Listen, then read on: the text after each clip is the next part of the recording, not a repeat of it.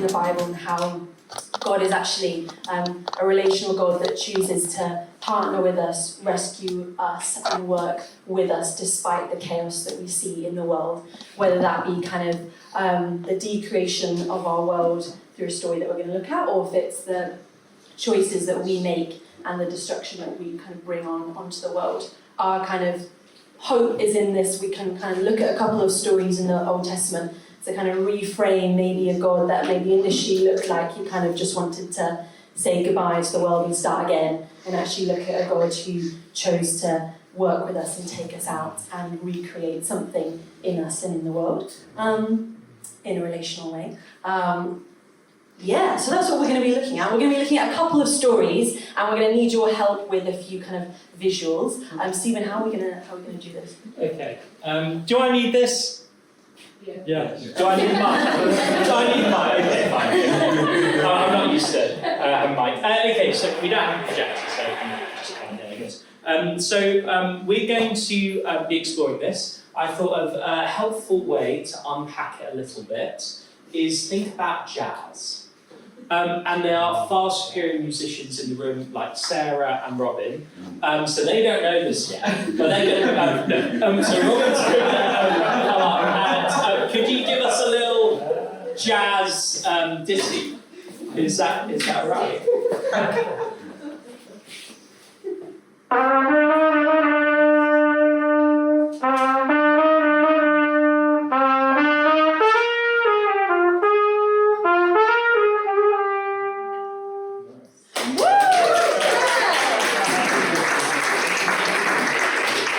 So, Robin, throughout that, if that was a whole song, yeah, how would Valentine, in case you didn't recognise. How would that progress? How would that melody kind of progress there? Well, the melody has a prescribed kind of direction it's going in, and you'd be familiar with it if you know the song, and you'd follow that.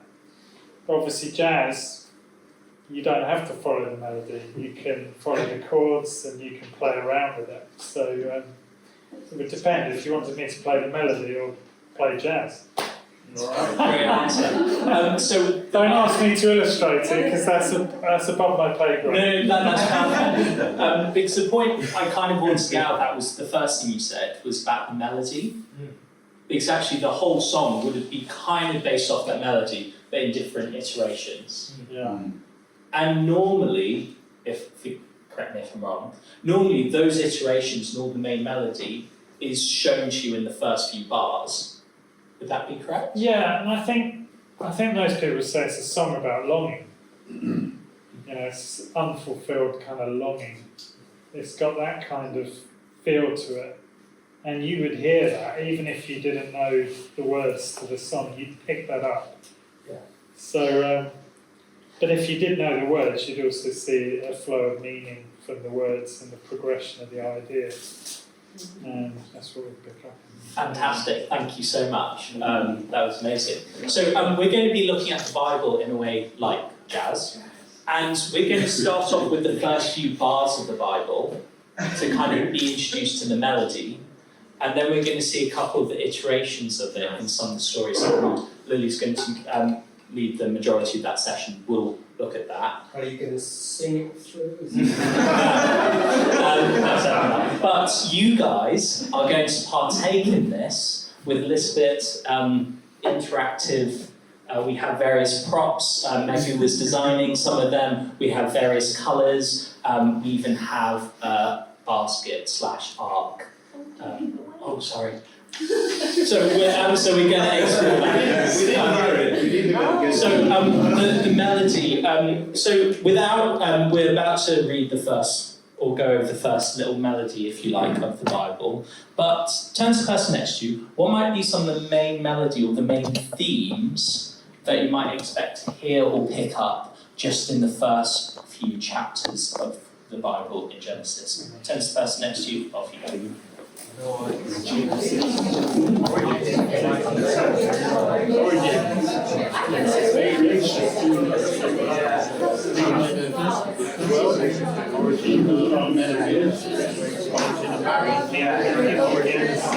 I'm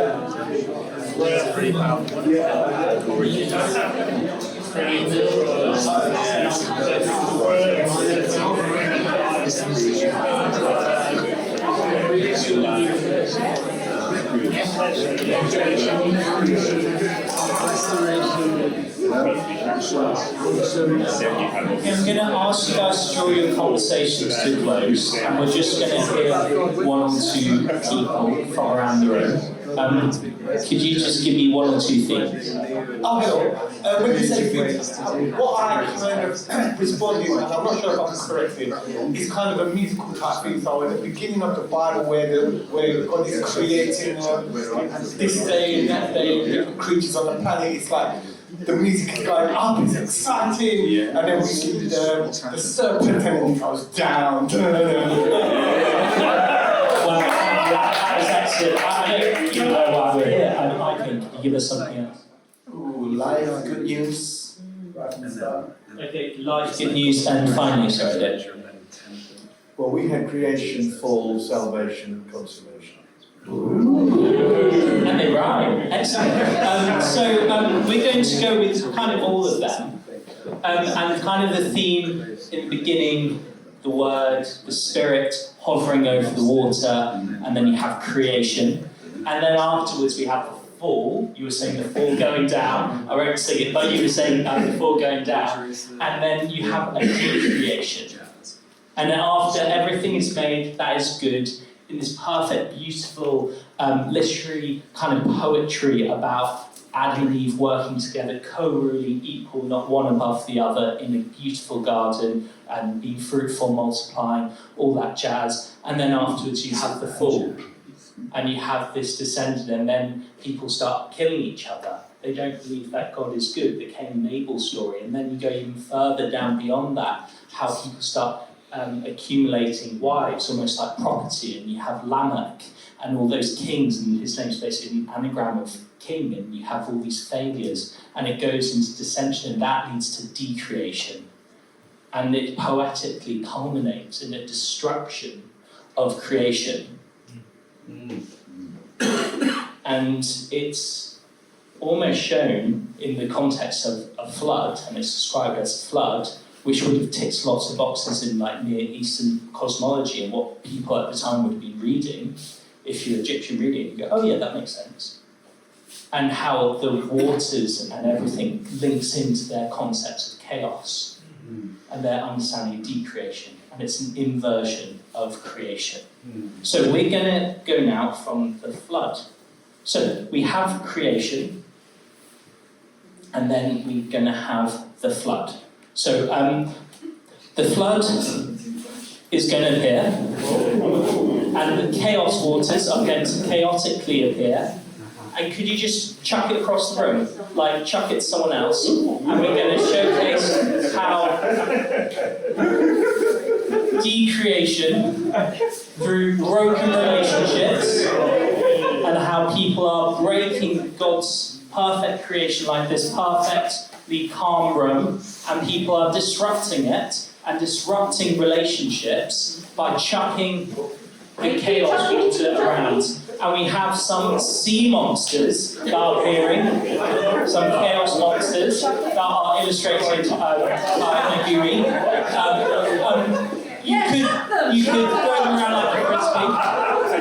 And often when people are breaking relationship, fun, having an ultimate frisbee game with these, they're partnering with evil spirits. And there's all these stories in the Bible where people connect with the evil chaos monsters and evil spirits and principalities around the world. So here we have it. We have the flood. And this was just up to my feet. And then amidst the flood, there's a guy's name, and it's called Noah. What does his name mean? I would like everyone to think about what's word Noah mean? Turn to the person next to you.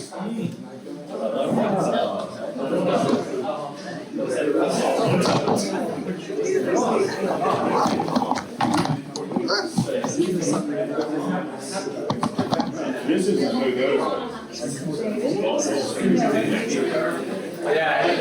Okay, any thoughts? Okay. Comfort? Yeah, so comfort or rest. Comfort or rest. So you have this guy, and he is, the Bible describes him as in right relationship with God. So you have all this broken relationship, and chaos waters and destructions, and people killing each other, accumulating people like property, slaves, murdering, broken down marriages, sex, everything destroyed. And then you have this guy who's in right relationship with God, called Noah, and he is in an ark.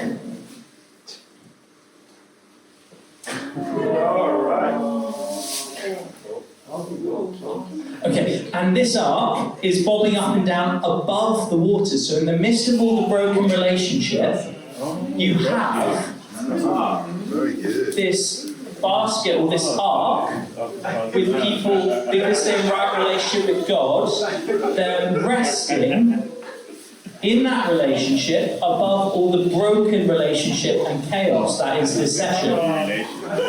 This is definitely relational. And then amongst this guy who's in good relationship with God, him in the ark. And then it talks about this word, the ruach, the wind or the breath is hovering over the waters. What does that sound like? And we don't have time to get fully into it, but it's the same word, isn't it? As Genesis 1. So you have amidst all this chaos and broken relationship, and some people could say, well, surely that is showing God's wrath. He is angry, he's destroying humans. Wrath isn't mentioned once. In fact, the main emotion, primary emotion of God is sadness. So you have this sadness of God, and he said he's going to destroy all the earth. People say it's hyperbolic. Are they trying to get people to think about and question what is the nature of God? That's often that happens in Hebrew poetry. But he doesn't. Because why? He has this guy who's in right relationship. His position on humanity is not changed, and he believes from this he's going to breathe life. And as Andy holds this basket, I'm just going to kind of summarise the rest of chapter 8. And then the windows open in the ark. What happens when you open a window? Light. So you have spirit over the water, you have light that appears, and then you have separation of waters and seeds. Birds on the air are mentioned, then livestock there, and you have the same creation story, and you have the new life, the new creation, the green, coming out again from the ark amidst all the chaos waters. So in the midst of broken relationship, God's position on humanity is not changed. He's found one person who's in relationship with him in this story, and then from it he brings forth new relationship and recreation. So the theme of the melody is going to be creation, decreation, which is a consequence of human sin. We're not saying this is how God's punishing people. This is a direct consequence of people's sin. We break relationship. However, if there's one right person, even one right person, who's in right relationship with God, they're going to bring forth new relationship and recreation. Come on. And with that, I'm going to hand over to Lily. Chaotically bring all the chaos waters back in. Oh, wow. No, actually, no. Let's keep it there. As you're doing that, just a challenge question. Sorry, I'm a teacher. So challenge question. Is there anyone who've linked it to the covenant? Has anyone thought about how this story ties in? If we're going to de-grease into our theology, how does this tie into the different covenant points that were made this morning? Just think about that. How is this story going to tie into that? Because there's going to be a covenant that was made afterwards. There's going to be community and family, and he's going to say, bring forth, go forth, recreate, and all this new promise and this new covenant that we don't have time to get into, but I did allude to the Bamer podcast that I'm basically plagiarising this from, and it talks about the bow, rather than we would think it as a rainbow, but it's more like a loaded weapon, and it's pointed up at God. And he's saying, this is my covenant, and it's going to cost me and come at my expense. So good. Which loads of Jesus stuff in there. Anyway, sorry. Okay.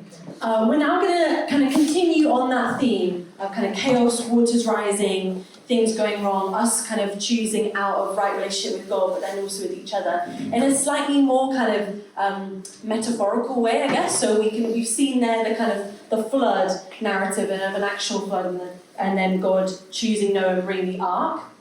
Now we've got one that's kind of a little bit more continuation on that kind of melody part of actually seeing this kind of creation, decreation, recreation also in relationships as well, and how we can almost see a flood narrative and a relational God in the flood narrative in a bit more of a metaphorical way of the first family of in the Bible. So an example of that can be, so we've got Abraham. Abraham is called by God, he's a righteous man, he is called, in Genesis 15, it says, look at the stars, look at the sand on the seashore, this will help you how your descendants are, and God is saying that he's going to choose Abraham's family as being the chosen one. He's creating a new family out of the chaos. He's chosen a new family of Abraham.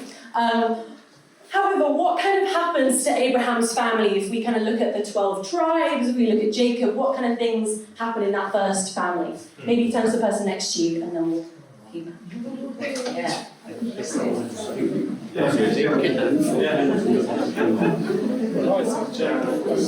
Are we doing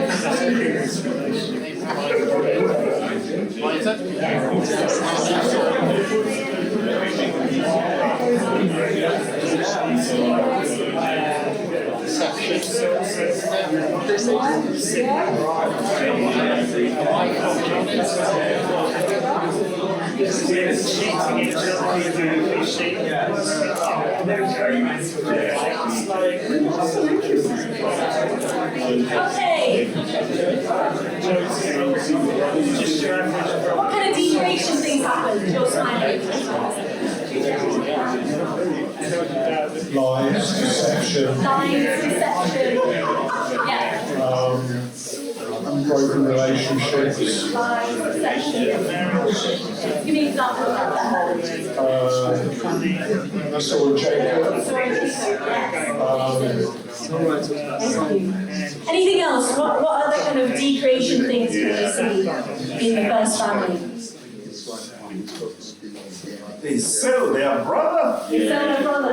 Yes, absolutely. They sell their brother. That is a very monstrous thing to do, isn't it? Yeah. Okay. And if you could actually get your Bibles out, we're going to just look at a specific example maybe, because in that first family there's all these little iterations of the melody of God creating something good, us choosing out of it, and then God saving us from those kind of relational family situations. So it's kind of, we could choose so many different ones, but we're going to choose Jacob and Esau, which is what you said. So if we look at, can someone read Genesis chapter 25, verses 21 to 26?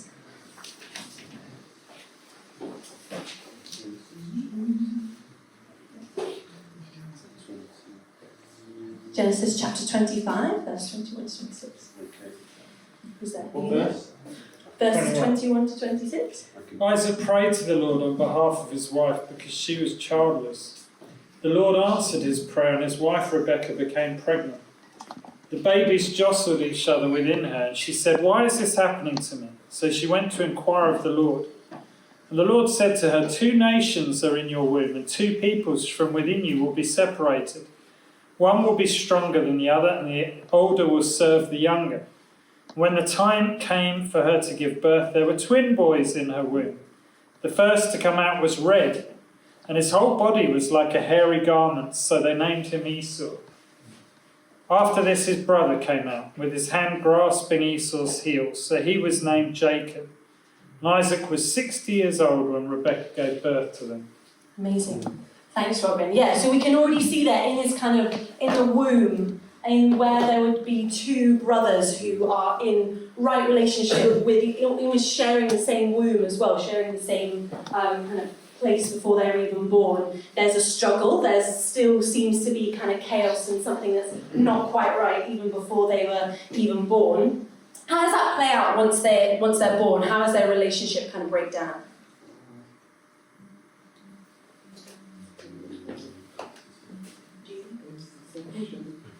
Trickery. Yeah. What? Favoritism. Favoritism. Yeah, Yes. Yeah, absolutely. So Isaac prefers Esau, Rebecca prefers Jacob. Yeah, definitely. That's already, you see that kind of chaos waters slowly kind of rising. Something's not right even before. And then what kind of deception happens? What's the deception kind of further along?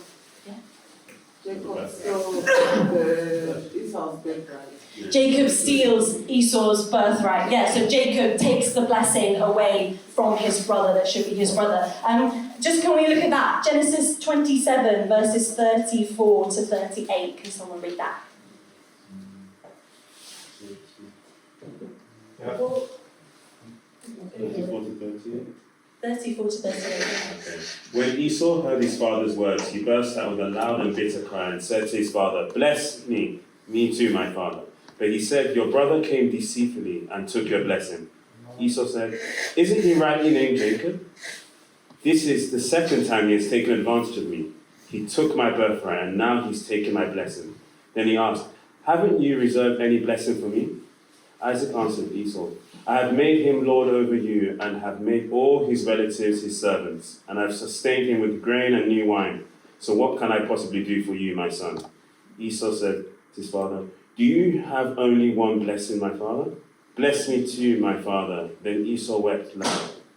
Yeah, so Esau is weeping. There's deception. There's something that Esau was supposed to have, and Jacob took that away from him. And then it says, kind of verse 41, so Esau held a grudge against Jacob because of the blessing with which his father had blessed him. And Esau said to himself, "The days of mourning for my father are near, then I will kill my brother Jacob." Where have we seen kind of brotherly sort of rivalry? Cain and Abel, yeah. So again, there's that kind of jazz melody of sort of seeing things, broken relationships, brothers going against each other. So what does Jacob do after that? What happens? He runs away. Yeah, so there's these chaos waters happening. Esau wants to kill his brother. Jacob runs away, and then he goes to Laban's house. He marries a lovely lady, but then that kind of takes a while. And almost within that, you could almost see kind of things, God creating and recreating, recreation happening almost within that. But there's so many little ones. We're just going to keep going with the kind of Jacob and Esau story. Jacob and his family then leave Laban's land, and then if someone could read Genesis 32, verses 6 to 7. When the messengers returned to Jacob, they said, We went to your brother Esau, and now he is coming to meet you, and 400 men are with him. In great fear and distress, Jacob divided the people who were with him into two groups, and the flocks and herds and camels as well.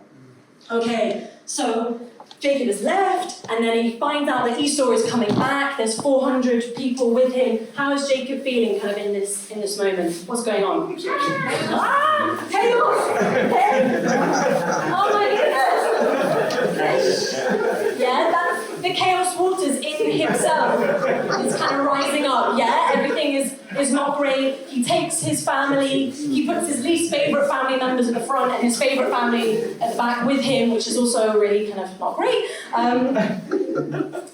Verse 22, now he got up that same night and took his 2 wives, his 2 female slaves and his 11 children, and crossed the shallow place of the Jabbok. Okay?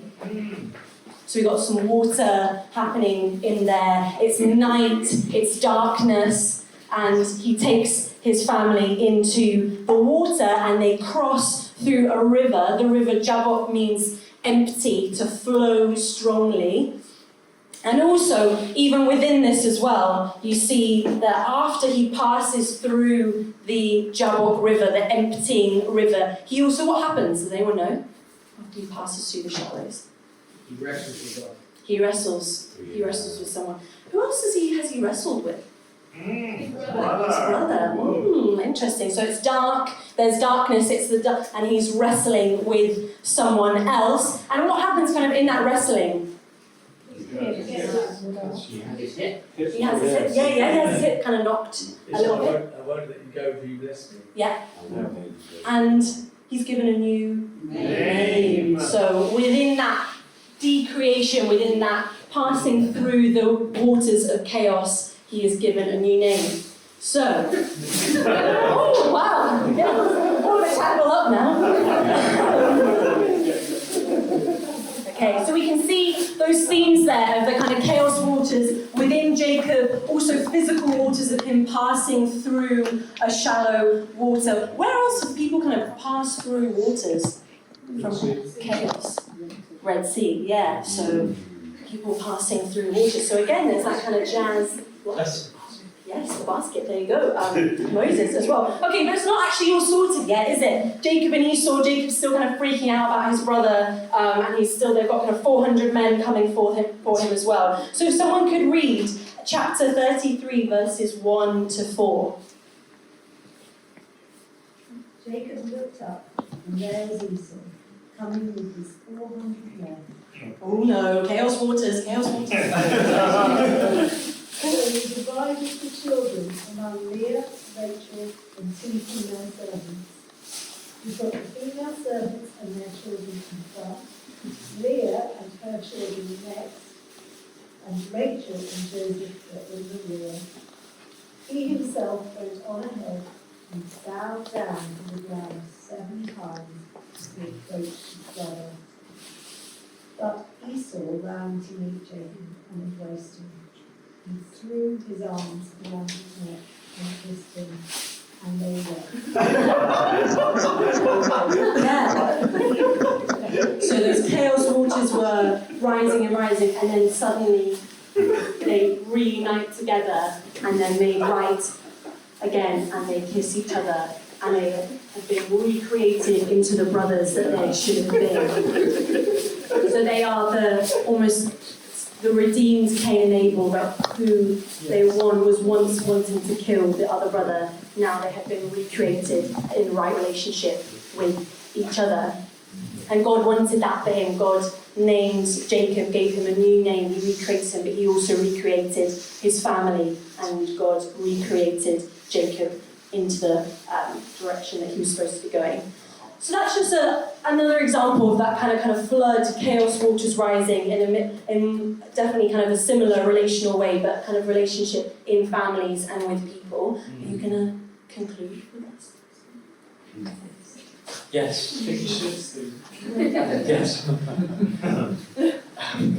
No, and I was, seriously though, I was thinking about how actually it ties in so well to what everyone's been saying before that. The new name, we talk about new name, new identity, and how so much this is within the intimacy and the love of God, and Jacob's wrestling in relationship with God, and out of that comes new identity, new belonging, and a sense of him running away from his calling and identity, which is why he was working in the field for someone else, and then finally actually coming back and facing his fears and stuff, and just passing through the chaos waters, and then literally through the river that Lily said meant emptying, so through this empty river, and in that wrestling and that relationship with God, that everything he was released into his calling, the blessing from his father, why he ran away in the first place, he was too scared that he was going to be killed because of it, and out of that he's now in right relationship with his brother and their family as well. We just had maybe a couple of reflection questions kind of based on that. So maybe kind of in groups, we just can think about, just even in the kind of 2 stories that we looked at,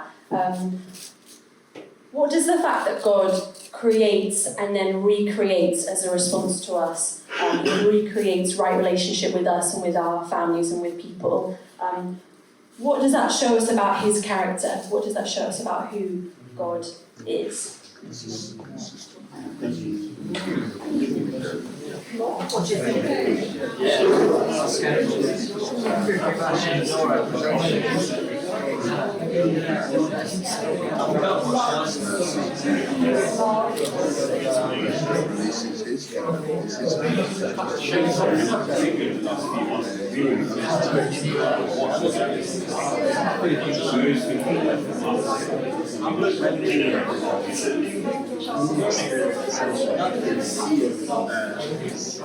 Story. He's got a vision.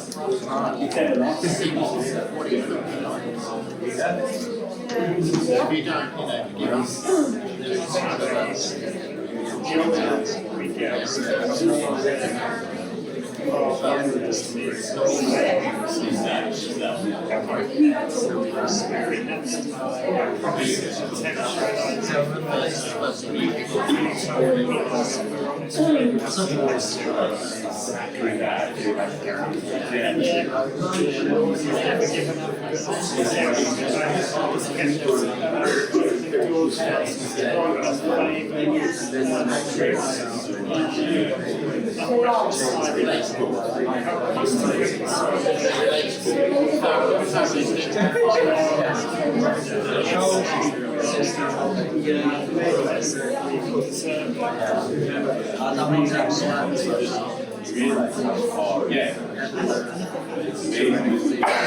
We can preach this.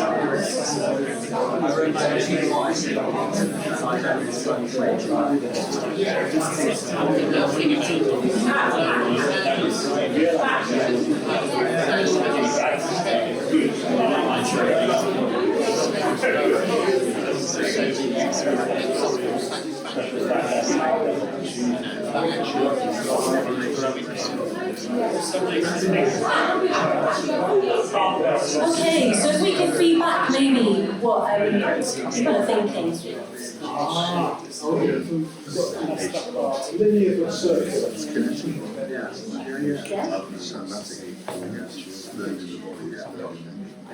No, I was just reflecting that God's story is a linear story, but it's a circular story. Spiral story, that's a good one. Yeah, spiral, thank you, Colin. In the sense of the story is a progressive story, but it repeats itself, but not the same way. So it's not a you're not going. The whole spiral, is a nice illustration. And how kind of God continuously chooses to be in relation with us and recreate us over and over again. What else? Yeah, it really speaks to me so much about the faithfulness of God. Someone you can deeply trust, no matter how much chaos you let into your life. It comes into this idea of, when it says, Peter says, God's not willing that anybody should perish, it actually means that. And if people perish, it's not because God wants them to perish, but this idea, it's really messed up and I'm going to start again. Bring life this way. It's lovely. The idea of picking up on those points, that there's this trajectory of direction of faithfulness, but around it is God dealing with and finding ways to not to tell him the free world, but at the same time constantly loving. We see our story invited into God's story, and we identify, don't we? We identify with these people because we see the vulnerability and the failings and the way that we bring the chaos around us, and yet God keeps coming after us, which just inevitably leads us to feel that that's the shepherd who goes after the lost sheep. That's the one who's got the heart to bring the people who feel they're on the outside, but he wants them in the inside, and he's got the capacity to do that because of Jesus. Wonderful. Yeah. And how we're brought into that story as well, actually. I guess one last question to sort of discuss is what does that mean for us? So whether that be kind of chaos that we see around us or chaos within us or within things that we see, what should we do about this? What does that mean for us? So maybe discuss and we'll come back.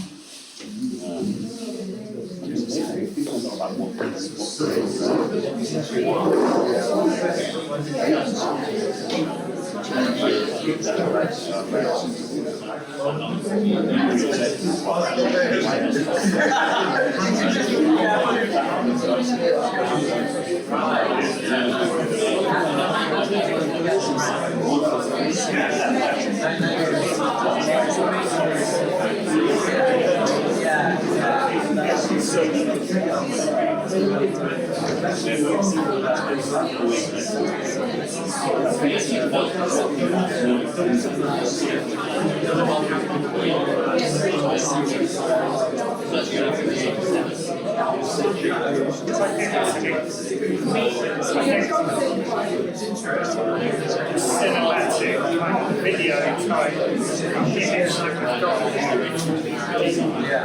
creation, deep creation, sin, and then recreation. So those waves I didn't picture what goes on inside of this waves in our just this kind of these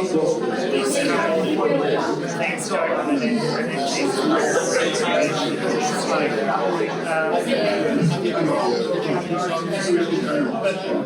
grace, if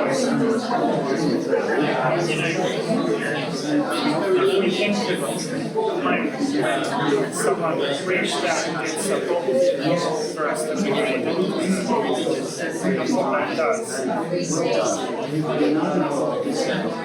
Times when we it was on us, we should really listen up. And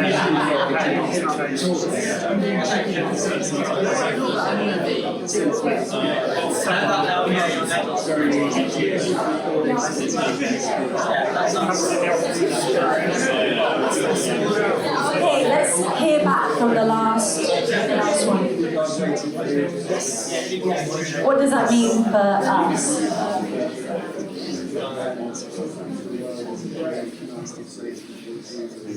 Well, I suppose we were kind of between us, we were saying if something goes wrong or if you do something wrong, you can rely on God's redemption, not just through sort of just relying on sort of the odd word or perhaps even like the New Testament, but just you fit into this story, you just fit into this big story of God's redemption and you just slot into that. So why shouldn't there be recreation and redemption in your own personal life, in whatever circumstance? Because you exist in a much bigger narrative.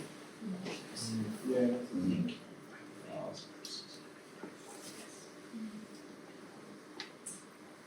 I was just wondering whether chaos gets a bad rap.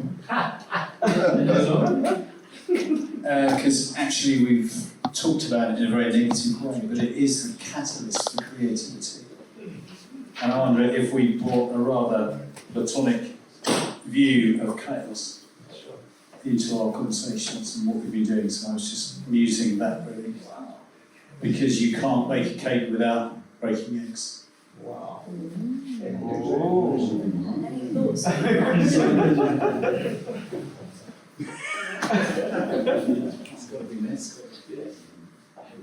This is off tangent, but which may be chaotic.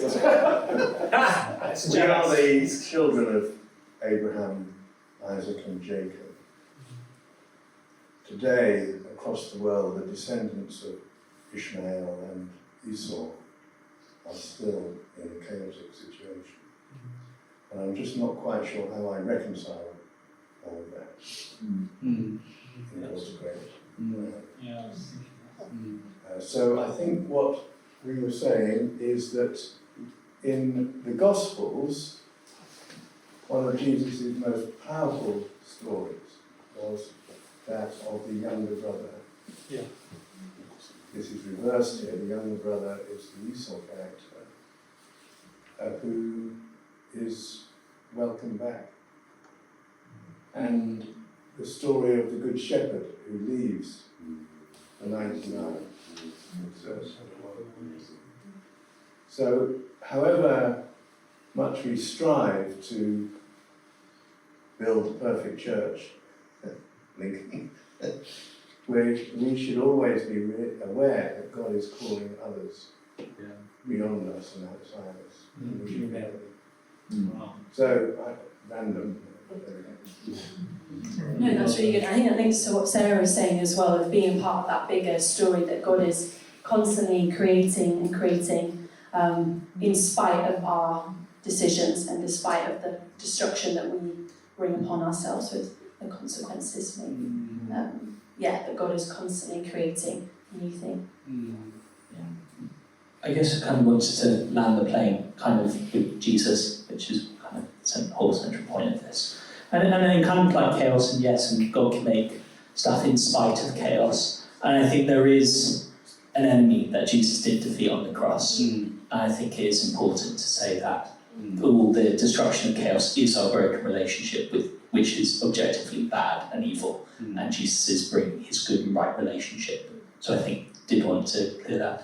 And yeah, I think it's hard to why is this still happening? Why isn't it fully? I think because we have choice. And if we believe in free will, then there's always going to be chaos and evil. That's not an attempt to answer the question, but I think free will does, if we believe in that, which I do, and that we have free will, that in spite of that, in spite of free will, Jesus comes. And I kind of want to draw back on the point of the covenant, because it all comes back to relational covenant between not just God and Abraham, and God and Noah, God and us, and all of the covenant throughout all of human history is a relational one. And it is a Jesus on the cross.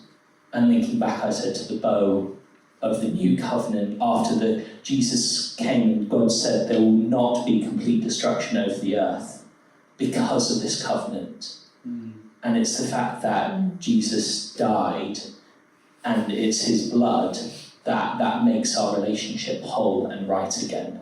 Not because it's a vengeful God, kind of cosmic child abuse taking out on Jesus, that's not our worldview. But in fact it is God himself taking on the punishment and the awful relationships, situations that we put ourselves in, and he goes in spite of it, takes on the pain and the suffering, and then he calls us to go into the world and suffer at the behest of others as well, to bring forth that new life as well. So kind of wants to land the plane to remember Jesus' covenant, and it's only in relationship with him that makes us whole, and through us, that's how we bless the nations, by coming in and suffering in this world. So on that positive note, I'm going to hand over to Andy.